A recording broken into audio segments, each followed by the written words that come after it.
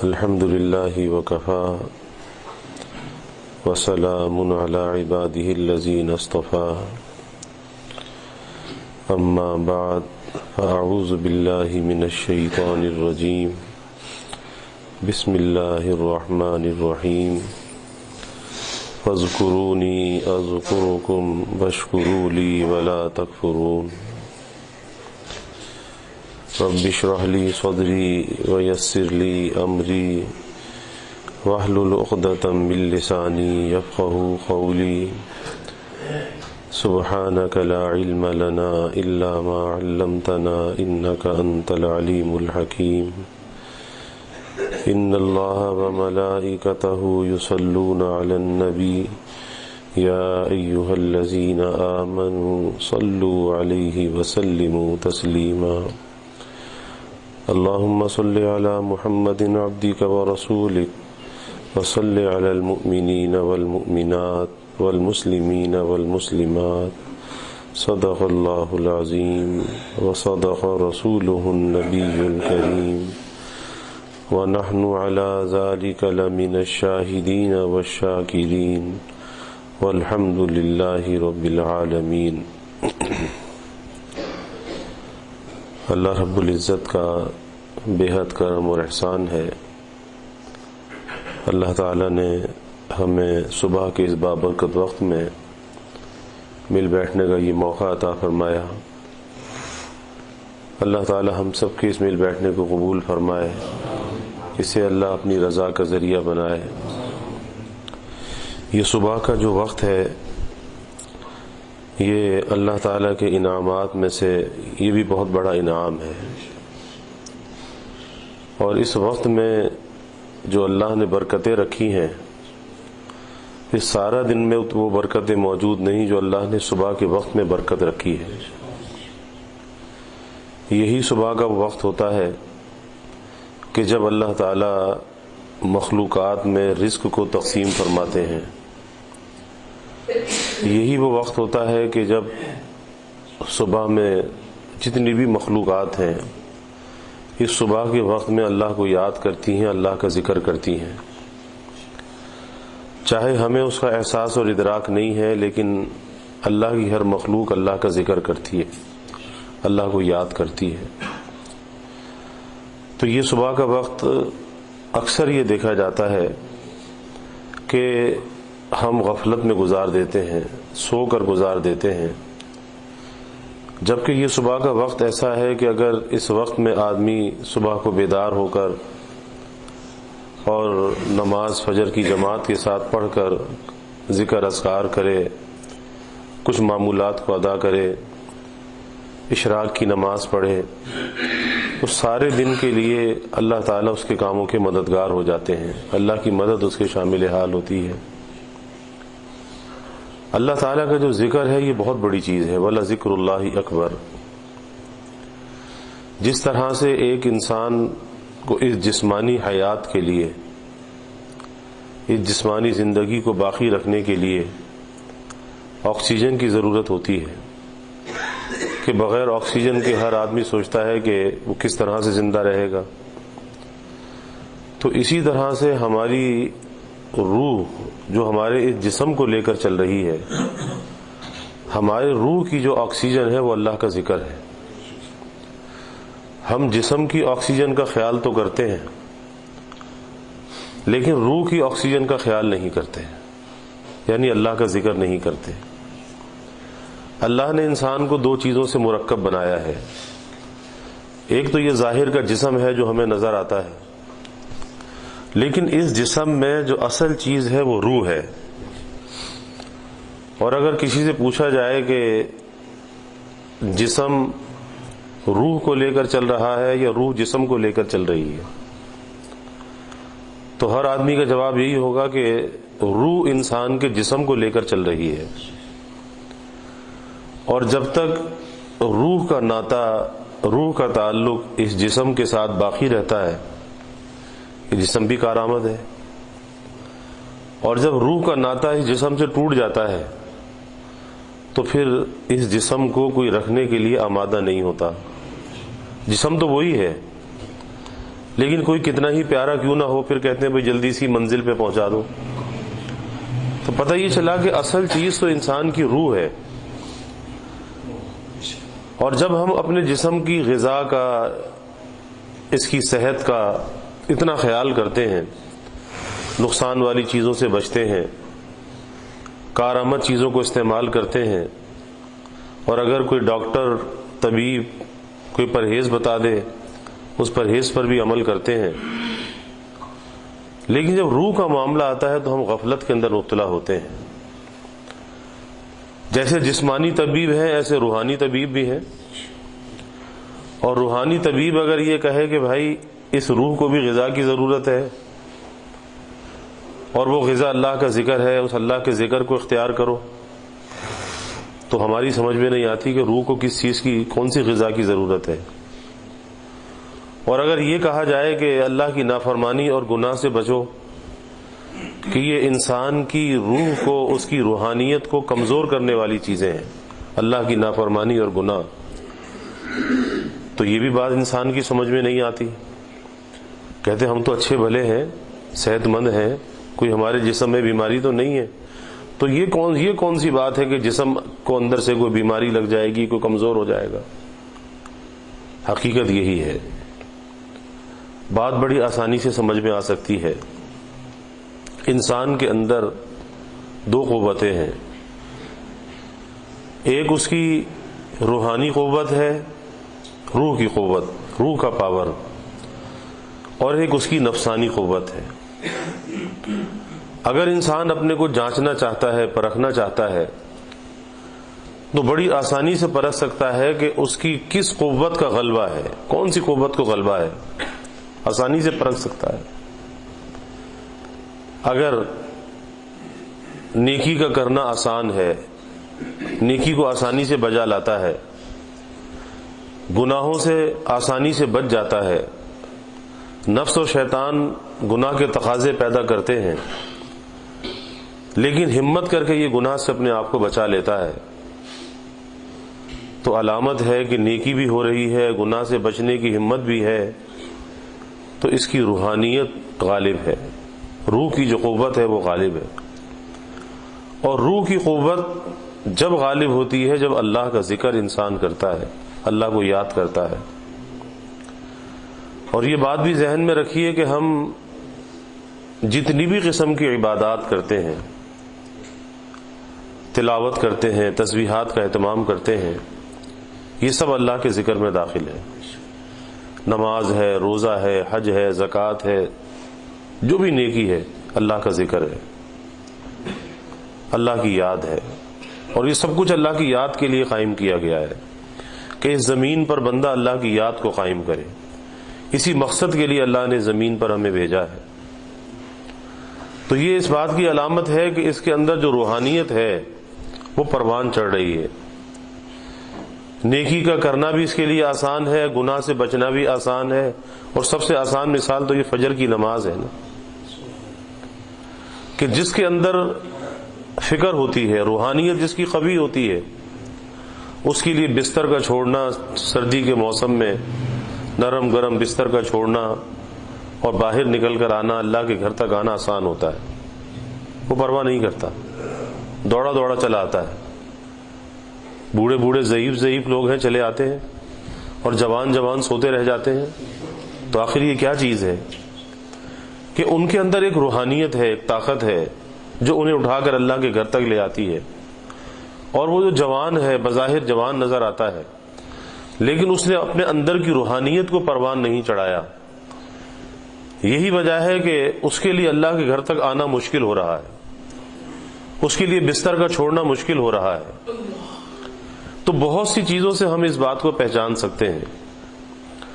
اسی طرح سے نفسانیت، انسان کے اندر جو نفس ہے، نفس تو ایک ہے لیکن اس کے مزاج تین ہیں.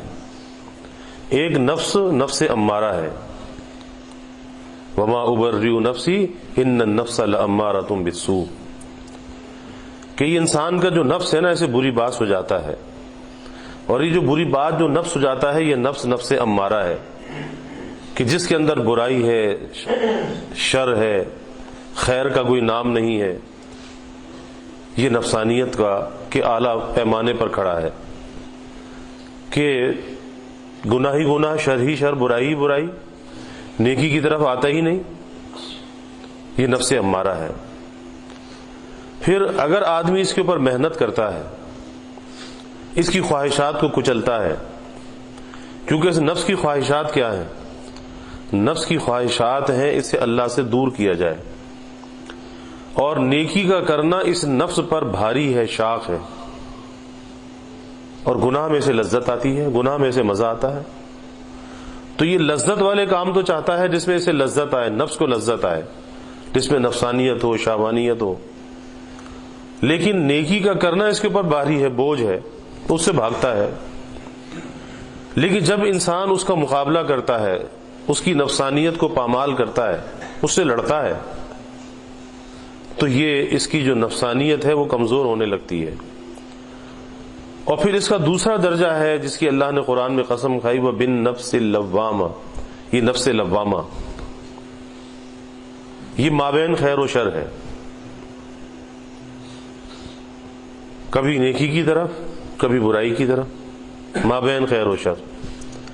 لیکن اس نفس کو بنانا کیا ہے؟ نفس مطمئنہ، اطمینان والا نفس، جس کے لیے بشارتیں ہیں، یا ایتھا النفس المطمئنہ ارجعی الی ربک راضیۃ مرضیہ فادخلی فی عبادی وادخلی جنتی، کہ اے اطمینان والی جان، اے اطمینان والے نفس، چل اپنے رب کی طرف۔ کس حال میں چل؟ اس حال میں کہ تو اللہ سے راضی، اللہ تجھ سے راضی۔ فادخلی فی عبادی، اور داخل ہو جا میرے بندوں میں، وادخلی جنتی، اور جنت میں داخل ہو جا۔ تو اس نفس کو نفس مطمئنہ بنانا ہے، اطمینان والا نفس۔ اور یہ اطمینان والا نفس، اس نفس کو بنانا آسان ہے، یہ مشکل نہیں ہے۔ اسی پر تو بشارتیں ہیں نا، کہ دنیا سے آدمی بشارتوں کے ساتھ جاتا ہے، لیکن وہ نفس مطمئنہ بنتا کیسے ہے؟ وہ نفس مطمئنہ جب بنتا ہے کہ جب آدمی اللہ کے ذکر میں، اللہ کی یاد میں لگ جاتا ہے۔ اور اللہ کی یاد دو قسم کی ہے، ایک اللہ کی یاد وہ ہے جو انسان زبان سے اللہ کا ذکر کرتا ہے، تسبیحات کرتا ہے، تلاوت کرتا ہے، یہ زبان سے اللہ کا ذکر ہے، اسے ذکر لسانی کہتے ہیں۔ اور ایک اللہ کی یاد یہ ہے کہ انسان اپنی زندگی کا کوئی کام اللہ کی مرضی کے خلاف نہ کرے، وہ ذکر الفاظی ہے اور یہ ذکر حقیقی ہے۔ اور یہ زبان سے جو اللہ کا ذکر کرایا جاتا ہے،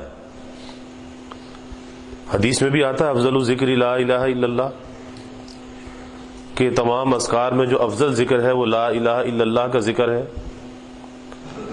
پھر آپ صلی اللہ علیہ وسلم نے ذکر کی فضیلتیں بیان فرمائی۔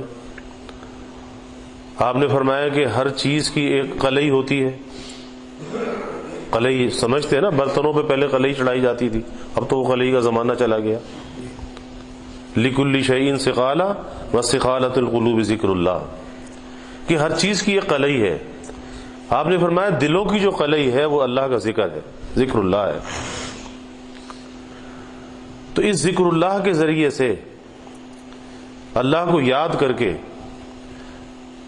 ایک ایسا ملکہ یادداشت انسان کے اندر پیدا ہوتا ہے۔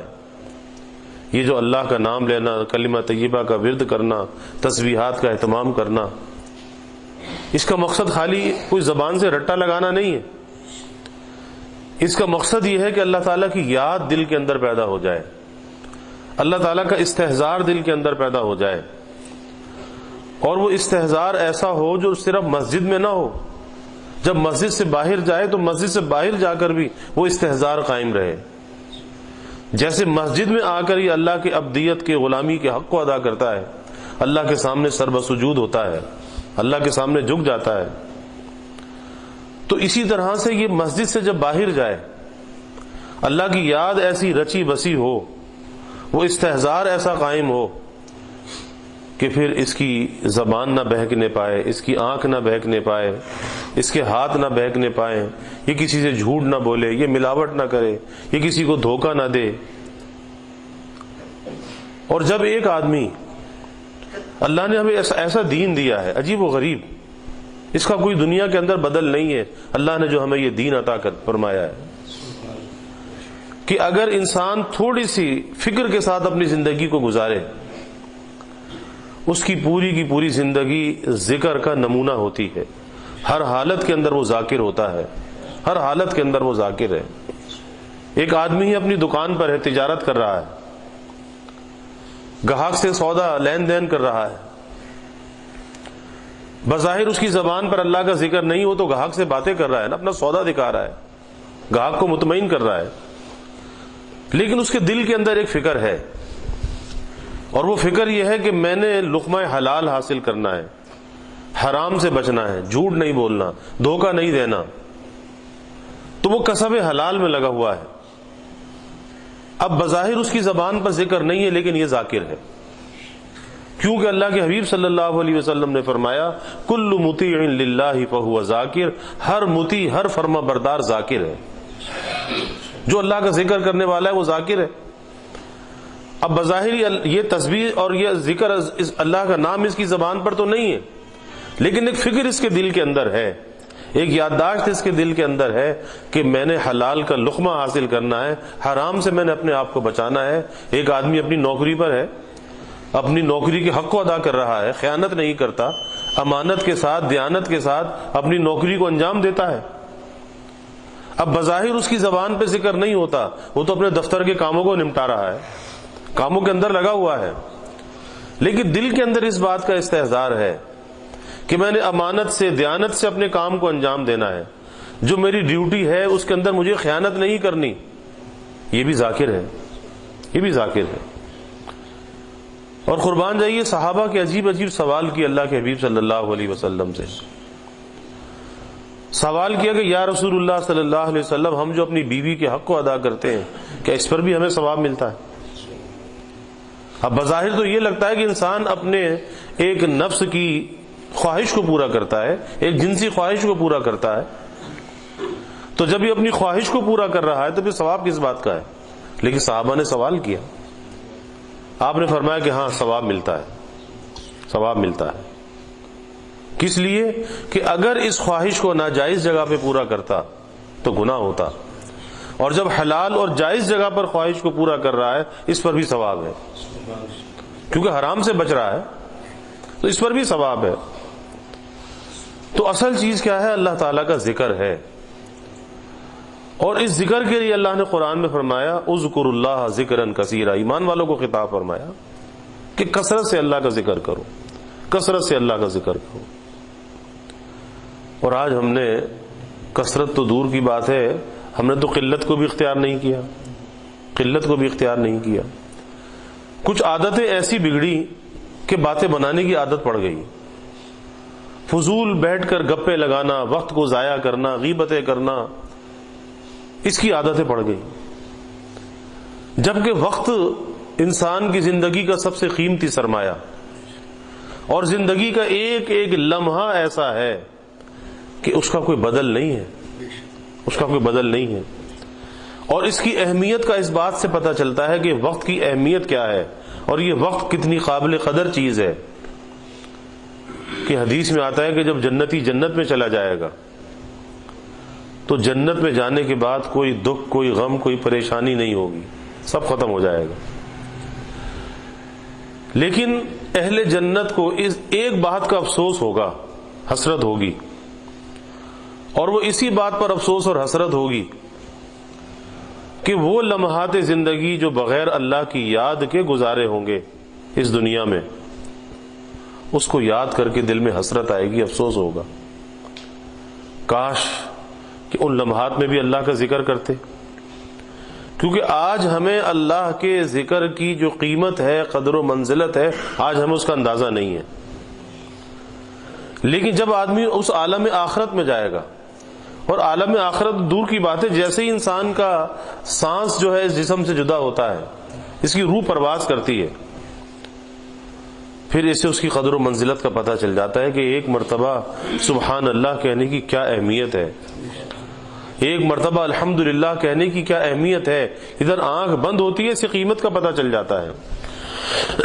اس وقت پھر انسان پچھتاتا ہے. تو جنت میں جانے کے بعد بھی اس بات پر حسرت ہوگی, افسوس ہوگا کہ وہ لمحات زندگی بغیر اللہ کی یاد کے کیسے گزار دیے, کیسے گزار دیے, پچھتائے گا. آج ہمیں زندگی کے اوقات اور لمحات کی قدر نہیں ہے. باہر اگر کھڑے ہو جائیں تو گھنٹوں باتیں کر لیتے ہیں, موبائل فون میں لگ جائیں تو گھنٹوں برباد کر دیتے ہیں, اخبار پڑھنے بیٹھیں تو گھنٹوں برباد, ٹی وی پر پروگرام دیکھنے بیٹھیں تو گھنٹوں برباد.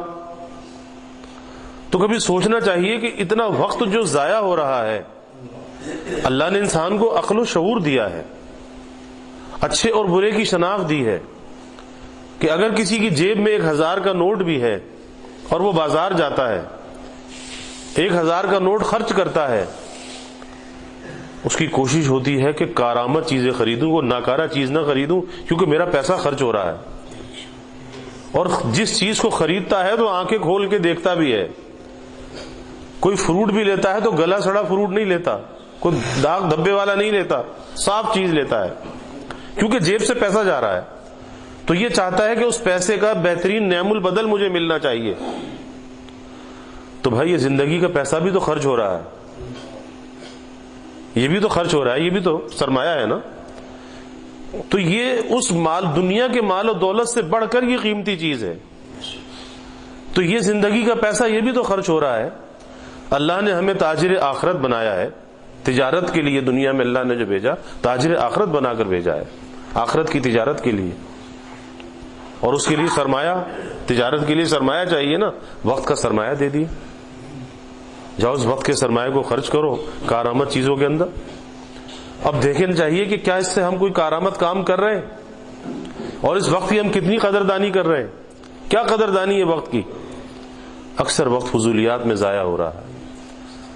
تو اس لیے بھائی ہمیں فکر کرنی چاہیے کہ, اور یاد رکھیے کہ بہت سے لوگ یہ چاہتے ہیں کہ جی خود بخود بس ہمیں کچھ فائدہ حاصل ہو جائے, خود بخود ہماری زبان پہ اللہ کا ذکر آنے لگے. مفتی صاحب آ گیا ہے.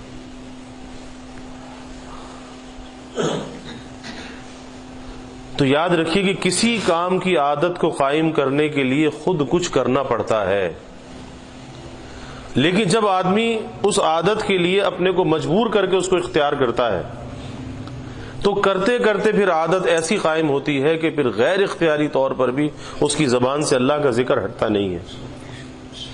لیکن اس کا ابتدائی درجہ تو مشقت کا ہے نا, محنت کا ہے, مجاہدے کا ہے, اپنی خواہشات کو پامال کر کے اللہ کے ذکر کو اختیار کرنے کا ہے.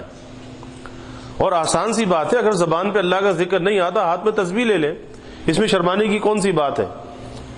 کم از کم فضولیات سے تو آدمی بچا رہے گا, اس کا وقت تو ضائع نہیں ہوگا, اور اس میں شرمانے کی کوئی بات نہیں کہ لوگ کیا کہیں گے. ارے بھائی ہماری نیت اگر صحیح ہے, اللہ کی رضا کے لیے ہم نے ہاتھ میں تسبیح لی ہے کہ اللہ کا نام زبان پر آ جائے. حضرت جنید بغدادی رحمۃ اللہ علیہ سے کسی نے کہا, بہت بڑے درجے کے اولیاء امت میں سے ہوئے, کہا کہ حضرت آپ جو یہ تسبیح ہاتھ میں لیتے ہیں تو آپ کو اب اس کی کیا ضرورت ہے, اتنے بڑے آپ اللہ کے ولی ہیں. تو فرمایا کہ بھائی جو کچھ بھی اللہ نے عطا کیا اسی کے وسیلے سے تو عطا کیا, کہ یہ مذکرہ بھی ہے اور یہ محسنہ بھی ہے, اس کا احسان ہے, اور یہ مذکرہ ہے, ذکر کو یاد دلانے والی ہے. جب یہ تسبیح ہاتھ میں ہوتی ہے تو اللہ کا نام زبان پر آ جاتا ہے, اللہ کی یاد قائم ہو جاتی ہے. تو اپنے اس لمحات زندگی کی بھائی قدر کرنی چاہیے. ایک ایک لمحہ انسان کی زندگی کا قیمتی ہے, کہ ایک مرتبہ سبحان اللہ کہنا نصف میزان عمل کو بھر دیتا ہے. وہ ترازو کا پہڑا کہ ساتوں زمین اور آسمان جس میں رکھ دیے جائیں تو نہ بھرے, لیکن آدھا کس چیز سے بھر جاتا ہے, سبحان اللہ کہنے سے, آدھا الحمدللہ کہنے سے. چاہے آج ہمیں اس کی اہمیت کا اندازہ نہیں ہے کہ سبحان اللہ کہنے میں, الحمدللہ کہنے میں, لا الہ الا اللہ کہنے میں کتنا وقت صرف ہوتا ہے, چاہے آج ہمیں اس کا اندازہ نہیں ہے, لیکن جب آنکھ بند ہوگی تو پتہ چلے گا کہ اس کی قیمت کیا تھی. ایک واقعہ کتابوں میں آتا ہے کہ ایک اللہ والے کے قبرستان سے گزرے ہوئے جا رہے تھے, دیکھا کہ ایک قبر کھلی ہوئی ہے اور ایک بزرگ اس میں بیٹھے قرآن مجید کی تلاوت کر رہے ہیں. اب جب انہوں نے یہ منظر دیکھا تو ان کی زبان سے بے اختیار نکلا سبحان اللہ. کہ اس سے اونچی اور کیا حالت ہوگی کہ قبر میں قرآن مجید کی تلاوت. اور کبھی کبھی اللہ تعالیٰ برزخی حالات کو دنیا میں منکشف فرما دیتے ہیں انسانوں کی نصیحت کے لیے، ہدایت کے لیے. تو وہ جو اللہ والے قبر میں قرآن مجید کی تلاوت کر رہے تھے، انہوں نے کہا کہ بھائی اتنا زمانہ میرے انتقال کو گزر گیا اور اب تک میں نے 60,000 قرآن مجید ختم کیے، لیکن وہ 60,000 تم لے لو اور یہ جو ایک مرتبہ سبحان اللہ کا ہے یہ مجھے دے دو، یہ مجھے دے دو. کیونکہ دنیا دار العمل ہے، وہ تو دار الجزا ہے. دنیا دار العمل ہے، آج یہاں جو کچھ کر لے گا وہ کام آئے گا. وہ علامت تو بہت اچھی ہے لیکن اس کا کوئی اجر و ثواب نہیں ہے. جیسے ایک آدمی خواب کی حالت میں قرآن مجید ختم کر لے تو علامت تو بہت اچھی ہے لیکن اس پہ کوئی اجر و ثواب نہیں ہے، کوئی قرب نہیں ہے. تو اس لیے اپنی زندگی پر میں اس اللہ کے ذکر کو لانے کے لیے ہمیں کوئی مقدار اس کی مقرر کرنی چاہیے اور پھر اس پر پابندی کے ساتھ عمل بھی کرنا چاہیے. یہ نہیں ہے کہ وظیفے کو یاد کرنے کے لیے کوئی اور وظیفہ ہوگا، پھر اس کو یاد کرنے کے لیے کوئی اور وظیفہ ہوگا، نہیں. اس کے لیے ضرورت ہے ہمت کر کے اس وقت اس معمول کو ادا کرنا، ہمت کر کے. اب یہاں ہمت کی ضرورت ہوتی ہے، وظیفے کو چلانے کے لیے کسی وظیفے کی ضرورت نہیں ہوتی، کیونکہ یوں لوگ کرتے کرتے وظیفچی بن جاتے ہیں، پھر ایک اور وظیفہ، پھر ایک اور وظیفہ. لا الہ الا اللہ کا ذکر ہے، استغفار ہے، درود شریف ہے، قرآن مجید کی تلاوت ہے، یہ ہمارے روح کی غذا ہے. اور جب ہم اپنے روح کو غذا دیتے ہیں تو پھر ہماری روح کے اندر قوت آتی ہے، طاقت آتی ہے. اور اس روحانیت کی پہچان یہ ہوتی ہے کہ پھر نیکی کا کرنا آسان ہوتا ہے، گناہوں سے بچنا پھر آسان ہوتا ہے، نفس اور شیطان کا مقابلہ کرنا آسان ہوتا ہے.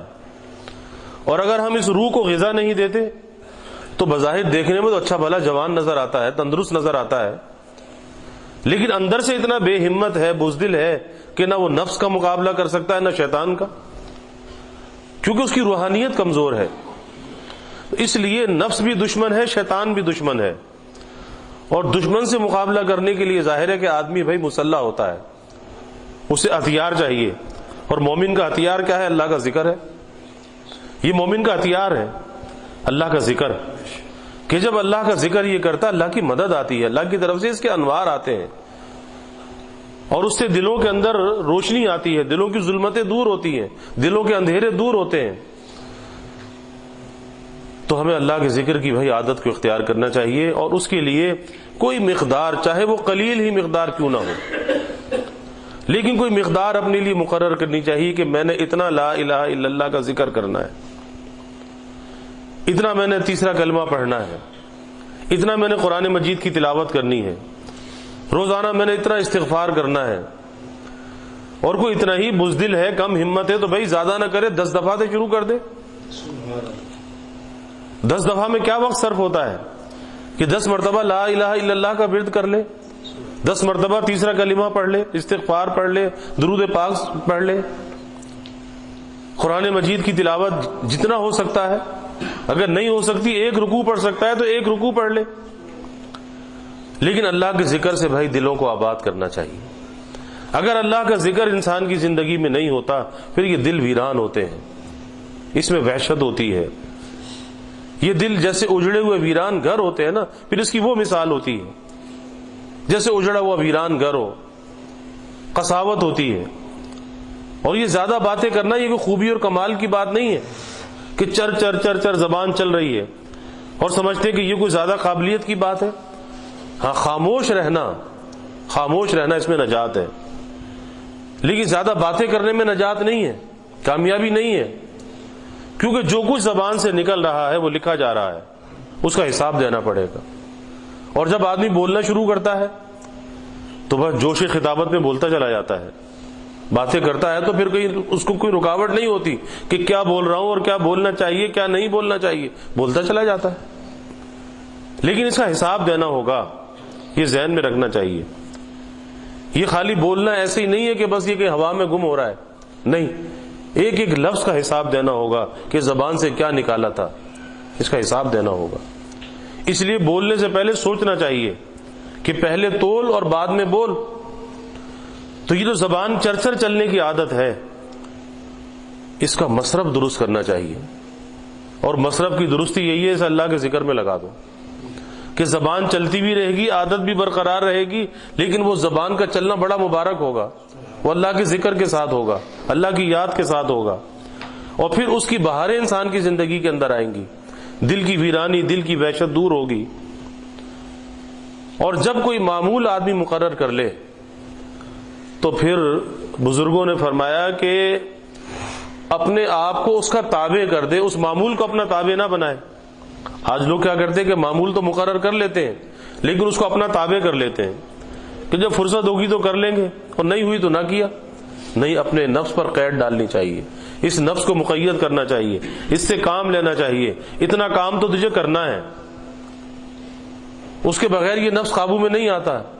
اس کی نفسانیت پاش پاش نہیں ہوتی جب تک کہ اس کے اوپر بوجھ نہ ڈالا جائے، اس پر قید نہ ڈالی جائے کہ اتنا کام تو تجھے کرنا ہے.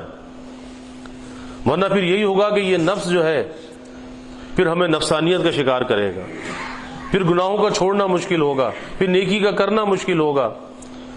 تو اس کی نفسانیت کو کمزور کرنے کے لیے اور اپنی روحانیت کو پروان چڑھانے کے لیے اللہ کے ذکر کو اختیار کرنا چاہیے. اور بھائی اللہ کا ذکر بہت آسان ہے، بہت آسان ہے کہ اللہ نے اپنا نام لینے کے لیے کسی چیز کی پابندی بھی نہیں لگائی. کوئی قید ہو، کوئی پابندی ہو، یہاں تک کہ پاکی ناپاکی بھی اس کی شرط نہیں ہے. ہاں، قرآن مجید کی تلاوت کے مسائل ہیں،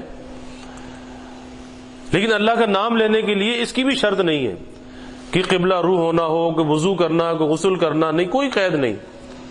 جس وقت جس حال میں ہے اللہ کو یاد کر سکتا ہے، اللہ کو پکار سکتا ہے. تو جو کام اتنا آسان ہو اور جس کے لیے کوئی پابندی، کوئی قید بھی نہ ہو، کوئی شرط بھی نہ ہو، پھر آدمی اس کام کو نہ کرے تو اس سے پتہ چلتا ہے کہ ہم کوئی بہت بہادر نہیں ہیں، با ہمت نہیں ہیں کہ اتنے آسان کام کو ہم نہیں کر سکتے تو بھی مشکل کام کیا کریں گے. اس لیے اللہ کے ذکر میں بہت آسانی ہے. ہر وقت چلتے پھرتے ہر وقت آدمی اللہ کا ذکر کر سکتا ہے، اور اس کی عادت ہونی چاہیے. تو اللہ تعالیٰ سے دعا ہے کہ اللہ ہمیں اپنے ذکر کا عادی بنا دے، اور کثرت ذکر کی اللہ ہمیں توفیق عطا فرمائے. اور اللہ تعالیٰ ہر قسم کی نفسانیت سے، شہوانیت سے اور فضولیات سے اللہ ہماری حفاظت فرمائے، اور اللہ ہمیشہ اپنا نام پاک لینے کی توفیق عطا فرمائے. اور آخری بات یہ کہ جو ذکر کا عادی ہوتا ہے، اللہ کا ذکر جس کی زبان پر ہوتا ہے، تو موت کے وقت اس کا سب سے بڑا فائدہ ہوتا ہے کہ ہر آدمی یہ چاہتا ہے کہ موت کے وقت اس کی زبان پہ اللہ کا نام ہو، اللہ کا نام، اللہ کا ذکر کرتا کرتا وہ دنیا سے جائے. تو جو زندگی میں ذکر کا عادی ہوگا، بس موت کے وقت وہ اللہ کا نام لیتا ہوا اور ضربے لگاتا ہوا جائے گا، اللہ اللہ کرتا ہوا جائے گا. ابھی ہمارے مفتی خالد صاحب بیٹھے، ان کے والد صاحب کا کچھ عرصے پہلے انتقال ہوا کہ رات کو بتاتے ہیں 1:30-2 بجے سے اٹھ کے اللہ کا ذکر کرتے تھے، اور جب آخر وقت آیا تو ذکر کرتے ہوئے دنیا سے گئے.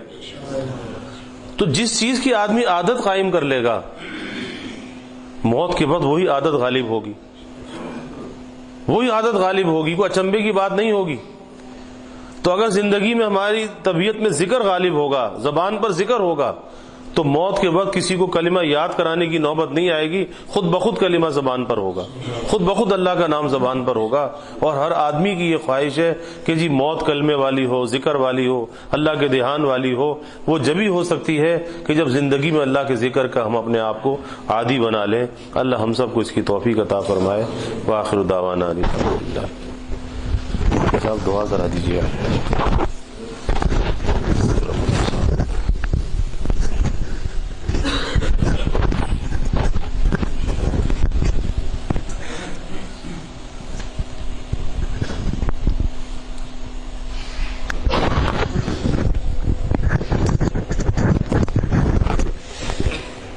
الحمد لله رب العالمين اللهم لا نحصي ثناء عليك أنت كما أثنيت على نفسك يا رب لك الحمد كما ينبغي لجلال وجهك وعظيم سلطانك اللهم صل على سيدنا ومولانا محمد وعلى آل سيدنا ومولانا محمد وبارك وسلم. ربنا ظلمنا انفسنا وان لم تغفر لنا وترحمنا لنكونن من الخاسرين ربنا آتنا في الدنيا حسنة وفي الآخرة حسنة وقنا عذاب النار اللهم أعنا على ذكرك وشكرك وحسن عبادتك اللهم افتح أقفال قلوبنا بذكرك وأتمم علينا من نعمتك وأسبغ علينا من فضلك واجعلنا من عبادك الصالحين یا ارحم الراحمین، ہم سب کے حال پہ رحم فرما دیجئے، ہمارے گناہوں کو بخش دیجئے اے ارحم الراحمین۔ بے شک ہم گناہ گار ہیں، لیکن اے ارحم الراحمین آپ بھی تو غفار ہیں اور مغفرت کو پسند فرماتے ہیں۔ ہم آپ سے آپ کے گھر میں بیٹھے ہوئے یا اللہ صبح کے اس وقت میں آپ کے سامنے سجدہ ریز ہونے کے بعد آپ سے آپ کی پسندیدہ چیز مغفرت کے طالب ہیں، ہماری مغفرت فرما دیجئے، اپنی یہ پسندیدہ چیز ہمیں عطا فرما دیجئے، ہمارے تمام گناہوں کو یا اللہ بخش دیجئے۔ رحمتک ارجع عندنا من اعمالنا ومغفرتک اوسع من ذنوبنا، اے ارحم الراحمین آپ کی مغفرت ہمارے گناہوں سے کہیں زیادہ وسیع تر ہے اور آپ کی رحمت ہمارے اعمال کے مقابلے میں کہیں زیادہ امید کے قابل ہے۔ یا اللہ اس وسیع تر مغفرت کے طفیل ہمارے تمام گناہوں کو بخش دیجئے اور اپنی وسیع تر رحمت کے صدقے میں یا اللہ ہمارے حال پہ رحم فرما دیجئے، پوری امت مسلمہ کے حال پہ رحم فرما دیجئے۔ اے اللہ امت کی ذلت کو عزت میں بدل دیجئے، افتراق و انتشار کو اتحاد و اتفاق میں بدل دیجئے۔ یا اللہ ہمارے ملک پاکستان کی حفاظت فرمائیے، اس کی نظریاتی سرحدوں کی حفاظت فرمائیے، جغرافیائی سرحدوں کی حفاظت فرمائیے۔ اے اللہ ہمیں ذاکرین میں سے بنا دیجئے، ذاکرین میں سے بنا دیجئے۔